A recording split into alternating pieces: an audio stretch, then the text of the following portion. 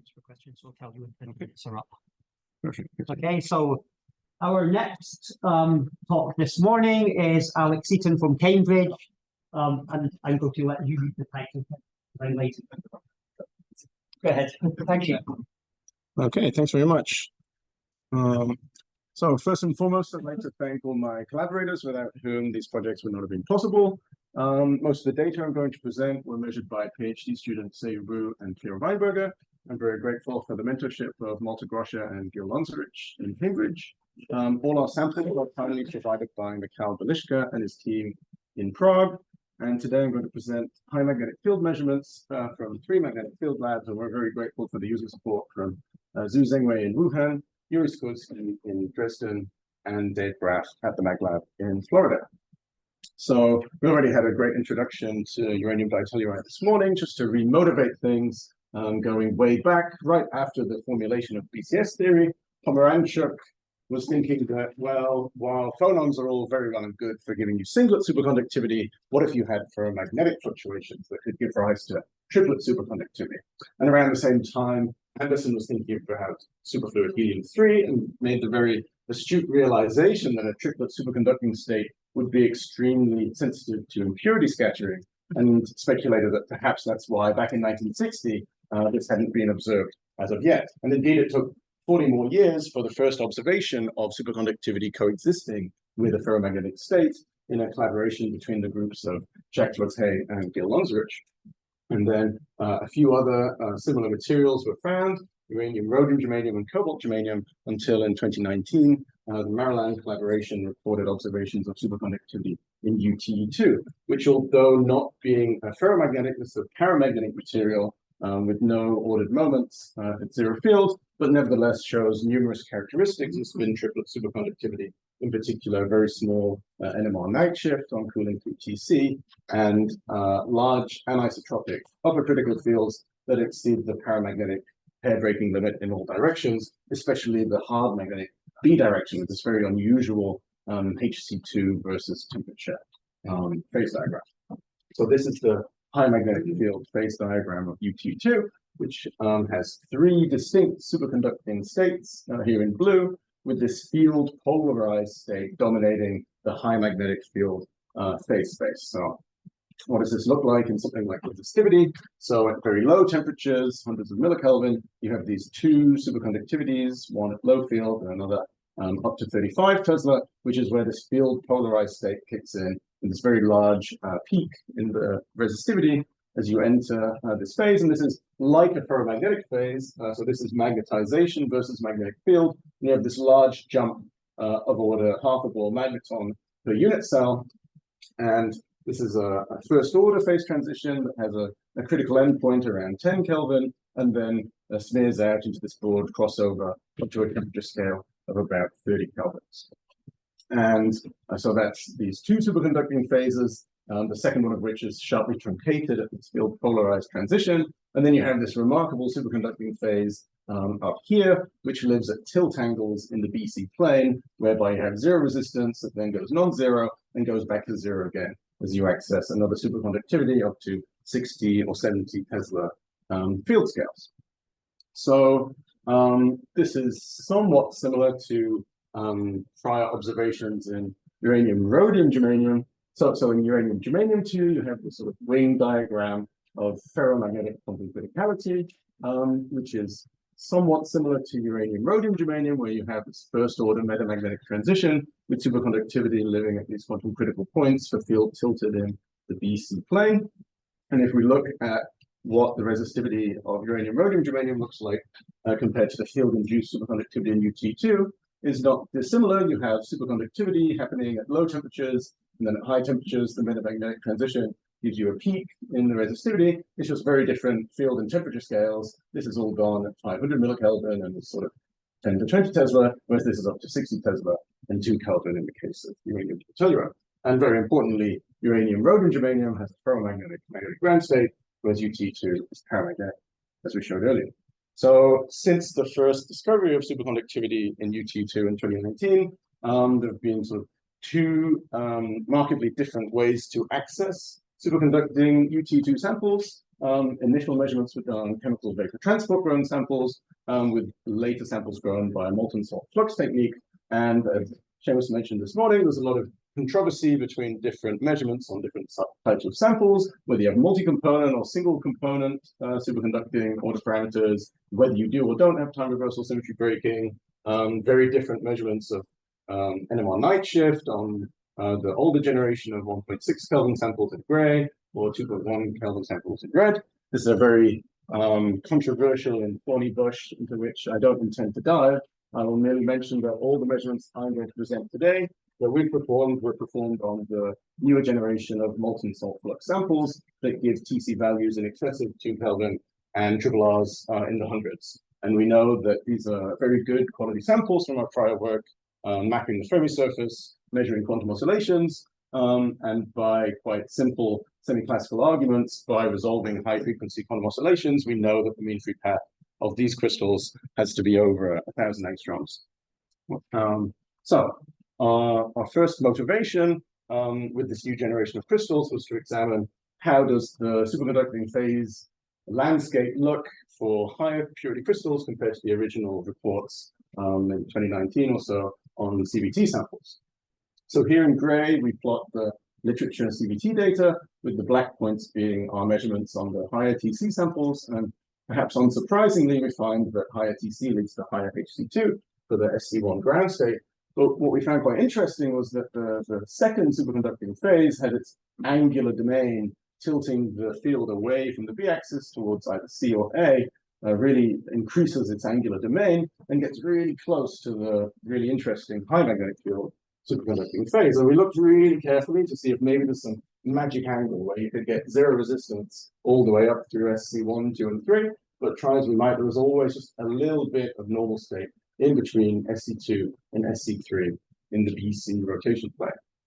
So it was actually, Gil Lonzerich had the very bright idea that, well, if UTe2 is sort of a one-dimensional problem where you have ferromagnetic moments like this and you apply your field orthogonal and you get this spin rotation in uranium rhodium germanium, we've gone from a 1D problem to a 2D problem where you need HB and HC in order to get the field-induced superconductivity. What if in UTe2 you've gone to a 3-dimensional problem and you need to tilt with a component of magnetic field in A and B and C?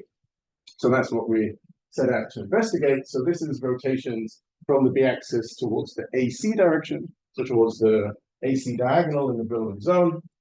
So 0 degrees is the B-axis. You see magnetic transition around 35 Tesla, and we still see it over here at 16.5, but then 1 degree further, and we found that magic angle that we never found in the BC plane. We have 0 resistance all the way up to 41 Tesla as we successively tune through 1, then 2, then 3 superconducting phases. And what we found really interesting, can't quite see at the back there, there's this black dashed line marking this sort of turning over from positively sloped to negatively sloped magnetoresistance as we keep rotating away from the B-axis towards the AC diagonal. And so we find this region where the magnetoresistance changes over from positive slope to negative slope. And whereas at 25 Tesla over here, where we just have normal state and very ohmic IV dependence, over here in this turning over regime with negatively sloped magnetoresistance, we're really non-ohmic IV, indicative of the formation of the SC3 phase and potentially some very exotic vortex dynamics. And so we find that when we plot this radially as a function of the rotation angle from B to AC, there's this very large extent of the phase diagram far away from the polarized paramagnetic phase, and it's dominated by this onset of the SC3, and we also resolve SC3 forming outside the polarized paramagnetic regime, spanning either side of this phase boundary. Is there a line there? Is there a transition between SC2 and SC3? That's very hard to measure with resistivity, so it's something we want to probe thermodynamically. But there's certainly a transition into the polarized paramagnetic phase, which I'd like to show you here. So this is there's two phase boundaries, right? Here. Onset, that's just when it starts to turn down. Is that 0 resistance? No, so we define onset as this peak where it changes from positive to negative slope. We define this SC3 region as 0 resistance. So this what motivated us to want to understand that first order metamagnetic jump into the polarized paramagnetic regime in closer detail. So to do that, we took multiple rotation planes to try and map out the ABC phase space. So this is simply B to A, this is B to AC, and then this is starting at a 17-degree tilt in the BC plane and rotating towards A. And what we find is that close to the B-axis, as per previous reports, this jump is very sharp and first order-like, and then as we rotate further and further away, it softens out and gets gradually more and more smooth in character, which is very similar to what happens when you warm up the system. So along B at theta equals 0, you have a very sharp transition into the field polarized state. And even at 9 Kelvin, you still have in the derivative a very clear discontinuity. You then cross the critical endpoint at around 10 Kelvin, and at 12 Kelvin is much more rounded. When we compare that with 42-degree tilt away from B towards AC, at 1.5 Kelvin, this jump at the metamagnetic transition is much smaller than it is at 9 Kelvin along the B-axis. So it's very similar to the famous case of 327 strontium ruthenate, whereby we're suppressing a first-order metamagnetic transition towards 0 temperature. And whereas in the case of 327, this was just for a magnetic field applied in one direction, here in UTe2, we have the complexity of the three-dimensional domain of the magnetic field space, and it's very similar to the suppression of the first-order plane in uranium, rhodium, germanium. But unlike here, where it's 2 components of magnetic field, we have the 3 components in A, B, and C, which makes us construct this magnetic field phase diagram here with the 2 lower superconducting phases, and then we plot the 2D surface into the polarized paramagnetic phase, and then each of these green stars is where we, by rotating the tilt angle of the magnetic field, find a quantum critical endpoint where that transition is suppressed to 0 temperature. And the locus of these quantum critical endpoints forms what we term a quantum critical line that marks the boundary of this phase space around the B-axis. And to construct this sort of Cartesian sketch, here we put on all our data points, and it's taken a great effort. This is over 200 magnetic field pulses and 3 weeks of measurements in the 41 Tesla magnet in Tallahassee to try and rotate through all these different magnetic field orientations to really understand the complexity in the ABC magnetic field space, including where the SC3 phase, very close to this quantum critical line, spills over outside the polarized paramagnetic phase. And there's been some... What temperature was? Great question. So all DC field points are at 400 millikelvin. All pulse field measurements are around 0.6 to 0.7. And there's been some similar work by the Maryland collaboration, where they speculate that perhaps the superconductivity goes up to 100 Tesla or so, which we personally haven't found any experimental evidence of. But what we were really pleased to see in this recent preprint by the Maryland group is that they performed some similar high pulse field measurements to us and see, again, the suppression of the... So here, for example, is starting at a 23-degree tilt in the BC plane, going towards the A-axis. So within 4 degrees of the BC plane, the first-order transition is very sharp. And then rotating to 18 degrees, it's been suppressed to this very smooth second-order-like transition in these isothermal suite of measurements. So putting together the data from Lewin et al. With our points, so our points are here in solid points, and these from Lewin et al. Are the open data points. We take these 2 suppressions here and plot them as open green points here. And it's a little tricky to compare. We have these error bars because these data here was looking mainly at the superconductivity. So that makes it a little tricky to define exactly where, because the superconductivity could be on top of the line. But within the error bars of what we construct here, we find that our data set and that of the Maryland collaboration agree very well in spanning this quantum critical line at the boundary of the polarized paramagnetic phase in uranium ditelluride. And just as a final point, looking at the temperature evolution of the superconductivity in uranium ditelluride, we find that in SC1, in zero field, at 2.3 Kelvin is clearly in the normal state and has a transition at 2.1 Kelvin, whereas up in very high magnetic fields, here at 2.3 Kelvin, we still resolve superconducting transition that doesn't disappear until 2.5. So by fitting the TC of the SC3 phase, we show that it is demonstrably higher TC in UTe2 above 40 Tesla than in 0 Tesla, which is, again, a really an interesting comparison with its ferromagnetic-based cousins with quantum criticality enhancing superconductivity in high magnetic fields. So in summary, we find in uranium ditelluride that by rotating the orientation of magnetic field away from the b-axis suppresses the first order metamagnetic transition towards zero temperature, and due to the three-dimensional magnetic field space of the polarized paramagnetic phase, this means that the polarized paramagnetic phase is enclosed by a locus of quantum critical endpoints, which connect to form an extended line of quantum criticality, and it's the quantum critical fluctuations from these QCEPs that generate extremely high magnetic field superconductivity in this material. Thank you.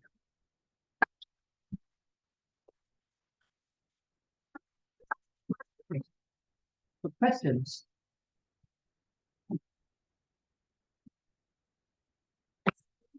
Yeah. Material scientists understand. Yes. The main difference is the number of uranium vacancies.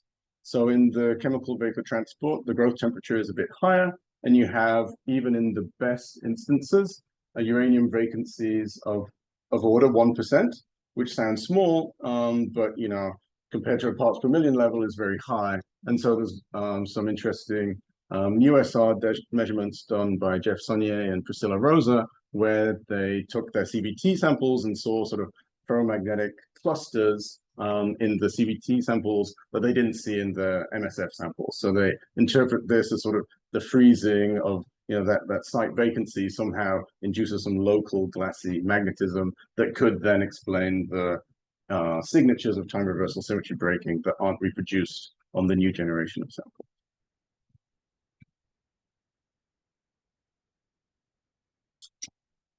Yes. Do you have any, clearly this superconductor is built out of some kind of localized states that live on the radium atoms are more locally on some Fermi liquid, the electron Fermi. Do you have any feeling for what degeneracy or what local physics might make this superconductor idea possible? Is it coming out of local degrees of freedom? Normally we'd expect them to be highly polarized and just singular polarized states, right? But to form a triplet state, you need to somehow delocalize it, entangle those local freedom with the surrounding reductions. So you have any insight into what the Hilbert space or the F states might be? It's a good question, because if you just do some naive DFT for UTe2, you get an insulator. You have to add quite a bit of U to get a Fermi surface at all. So the SC1 state is maybe the most complex. I mean, finding quantum critical fluctuations at high field, I think, provides quite a nice explanation for why SC3. SC2, lots of people have hypothesized how the fluctuations below this metamagnetic transition can give rise to SC2. But as for where does SC1 come from in the first place, that's perhaps the toughest question of all. And I'm not sure I do have a good answer for you. Do you have any ideas what's so special with the BF, the field supply market? Oh, so it's quite similar to the other uranium-based superconductors. It's just a hard magnetic direction, and then what you're getting is like a spin flip, that rotation. So if we go back to the winged diagram here, in UTe2 and uranium, rhodium, germanium, it's orthogonal to the ferromagnetic ordering, and then you have these fluctuations that can give you a superconductive pairing, and it's in a ferromagnetic state, so triplet superconductivity is likely, and then that flips. Whereas in UTe2, we have the polarized paramagnet, which is like a ferromagnetic state, just living in very high field, and then you need to tilt your magnetic field in some combination of A and C to get a similar thing, but not from a ferromagnetic ground state.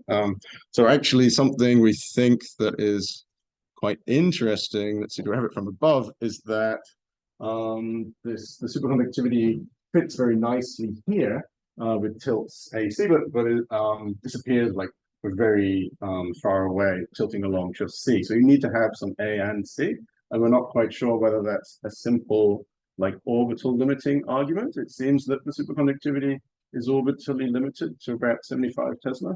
That's why we don't think that this is probably true, because in all the measurements from different groups, it seems to end at about 75. But then also you could have some more complicated argument that maybe you have some, if your D vector in SC3 is quite complicated, then maybe you want it to have some A and C, but you also need to have the really strong spin fluctuations close to the quantum critical line to be generating those fluctuations. So it could be, we think, and we're looking into a bit more, perhaps it's some combination of orbital limiting and the preference of the D vector wanting to be orthogonal to the triplet spin pair, which wants to be with the field.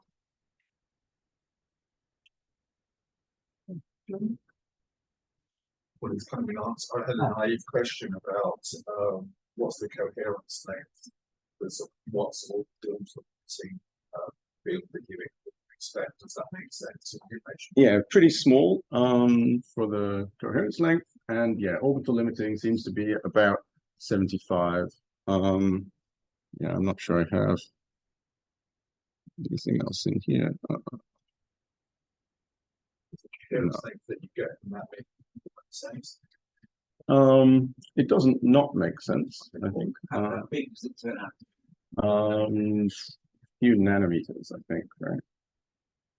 But you calculate Oh, so therefore, what you would expect is that the effective mass up here has to be really high, right? Yeah. So that was a puzzle, why that would be the case if this is just a vegetative polarized paramagnet. But if you have quantum critical fluctuations in close proximity, which is what we find, then that naturally accounts for why you have about an order of magnitude increase in your effective mass going from the normal paramagnet into the polarized paramagnet. And so that's something we want to do, is map the Fermi surface inside this state. It's just very experimentally challenging to access above 40 Tesla at millikelvin temperature. What about the specific? Yes, there's a big discontinuity here, and the A coefficient of resistivity also has a big jump at the phase band. What about the linear part of the specific? How big is that? Can you measure that? It's a good question. It's quite challenging in pulse magnetic fields. I think the Japanese groups may have done some of that, but they certainly haven't done it on a tilt angle away from a principal crystalline direction. But that would be very interesting to do. Any I think it came up at lunch, didn't it? There's this weird angle that plane that Chambers showed. Same angle as the Yeah, so that's about 23.7 degrees just here, which initially people thought maybe that could be coinciding with where this is maximal, but it's been quite well demonstrated by Tony Helm in Dresden, the folks at Maryland, and people in Toulouse and Grenoble, that actually is more like 35 degrees where this is maximal. And we have here like TC versus the metamagnetic transition, which is the same as angle, and this is around what is this, 35 degrees from B to C. So it was just a coincidence, so that seemed to line up. That's just the natural cleave plane at the 0, 1 bar. Hey, that seems like a nice place to finish for now. So let's thank Alex again. So there's now just over 20 minutes for coffee. When you come back, we'll continue the story of uranium ditelluride.